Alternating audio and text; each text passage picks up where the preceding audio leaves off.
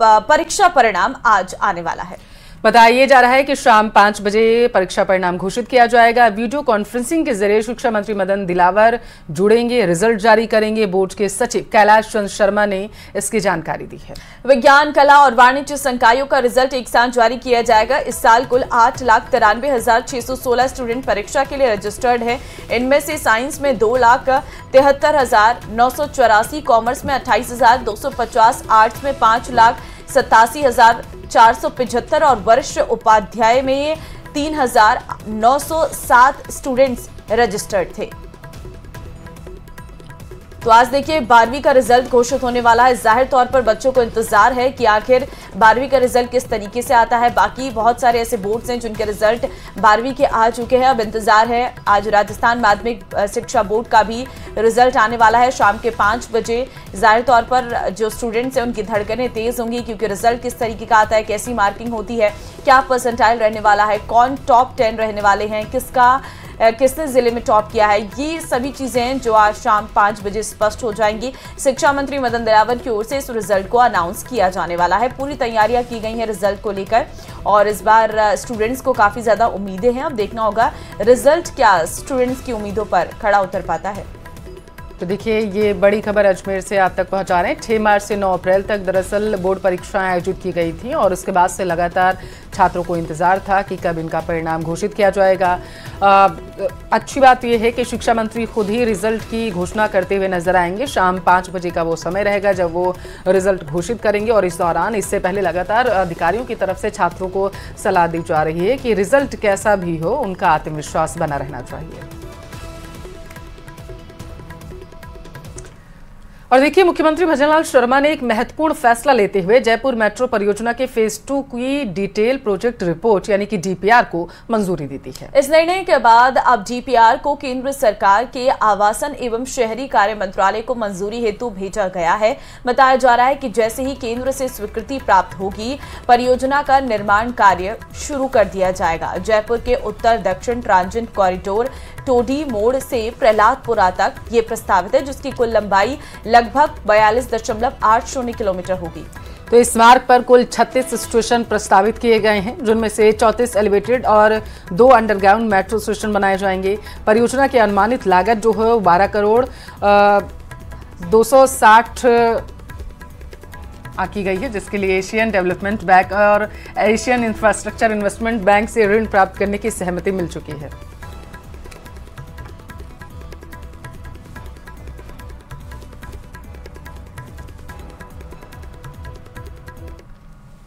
सवाईमाधोपुर में चौथ वसूली के आरोप में गिरफ्तार एएसपी सुरेंद्र शर्मा को दलाल प्रदीप और रामराज के साथ 23 मई तक रिमांड पर भेज दिया गया।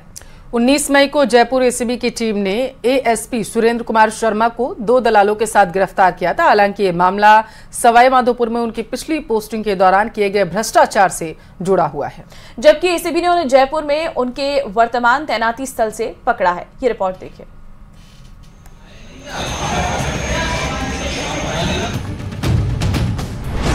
2 दिन की रिमांड पर एसीपी सुरेंद्र शर्मा घूसखोरी के आरोप में हुई थी गिरफ्तारी। दलाल प्रदीप और रामराज भी रिमांड पर।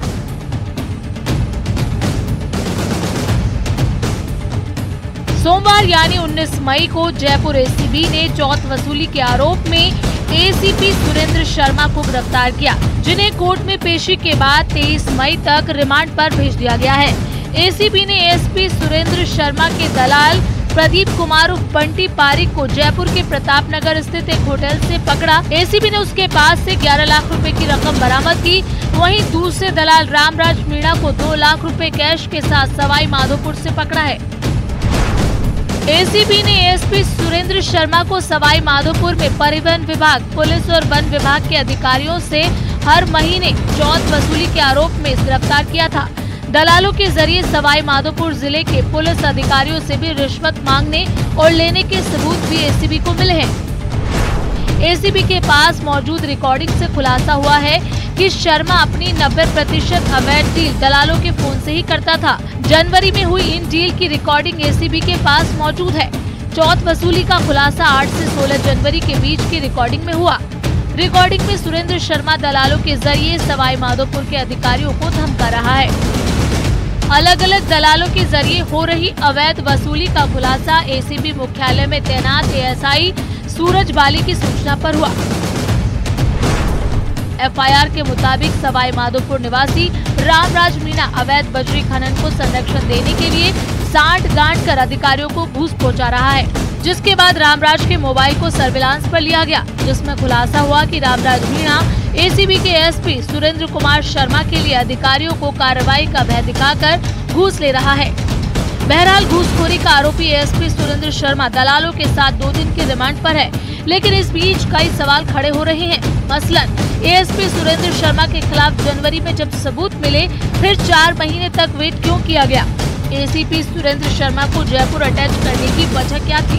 एफआईआर में 1 महीने की रिकॉर्डिंग का उल्लेख है, जबकि जनवरी से मई का विवरण क्यों नहीं है? जब एसीबी में घूसखोर अक्सर होंगे तो करप्शन दूर कैसे होगा? Bureau report, news 18।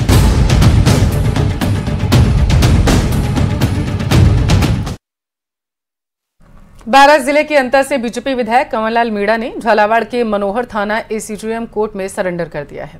उस पर तत्कालीन एसडीएम पर पिस्तौल तानने के 20 साल पुराने एक मामले में 3 साल की सजा सुनाई गई है। 7 मई को सुप्रीम कोर्ट ने 2 हफ्ते के अंदर उन्हें ट्रायल कोर्ट के सामने आत्मसमर्पण करने का निर्देश दिया था।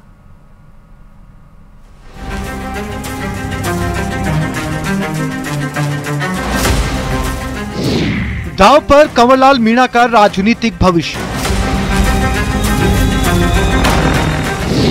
अंता विधायक कंवरलाल मीणा का सरेंडर।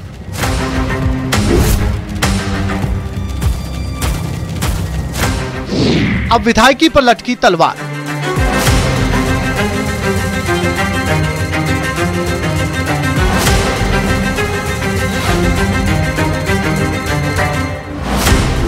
सुप्रीम कोर्ट के आदेशों के बाद ही सही बारां के अंता से विधायक कंवरलाल मीणा ने एसडीएम ट्रायल कोर्ट में न्यायिक मजिस्ट्रेट के सामने सरेंडर कर दिया। इस दौरान उनके वकील भी साथ थे। सरेंडर के बाद मीणा को अकलेरा उप कारागृह भेज दिया गया है। सरेंडर से पहले कंवरलाल मीणा ने प्रसिद्ध हनुमान तीर्थ कामखेड़ा बालाजी मंदिर में दर्शन भी किए। न्यायपालिका के आदेश के लिए मैं आज कोर्ट में माननीय न्यायालय के सामने समर्पण कर रहा हूँ। विधायक कंवरलाल मीणा को कोर्ट से 3 साल की सजा मिल चुकी है। ऐसे में अब उनकी विधायकी पर भी सवाल खड़े हो रहे हैं, क्योंकि जन प्रतिनिधित्व अधिनियम के तहत 2 साल या उससे ज्यादा की सजा होने पर सदस्यता रद्द हो सकती है। कांग्रेस लगातार उनकी सदस्यता रद्द करने की मांग कर रही है। इस बीच कांग्रेस ने इस मामले में सुप्रीम कोर्ट जाने के संकेत दिए हैं। राजस्थान के अंदर सुप्रीम कोर्ट के फैसले के बावजूद भी एक विधायक अंता के विधायक माननीय कंवरलाल मीणा जी की सदस्यता 24 घंटे के अंदर खत्म होनी चाहिए थी। आज भी लिए बैठे हैं और फिर कहते हैं कि मैं संवैधानिक पोस्ट पे हूं, मेरी इज्जत करो, मैं निष्पक्ष हूं, मैं पारदर्शी हूं, मैं किसी का पक्षपात नहीं करता। आज इन्होंने निर्णय नहीं लिया तो हम सुप्रीम कोर्ट के अंदर जाएंगे और टीकाराम जूली इसकी रिट पिटीशन फाइल करेगा। मैं लड़ाई लड़ूंगा इसके सुप्रीम कोर्ट के अंदर। इसको कंटेम्प्ट के अंदर इनको हम लेके जाएंगे कि सुप्रीम कोर्ट का नियम भी ये नहीं मान रहे, तो जवाब फिर ये सुप्रीम कोर्ट में जाके देंगे। ये बात मैं कहना चाहूंगा। कांग्रेस हमलावर है, वहीं दूसरी तरफ विधायक ने खुद को बचाने की लाख कोशिशें की, लेकिन उन्हें सरेंडर करना पड़ा। मामला 3 फरवरी 2005 का है।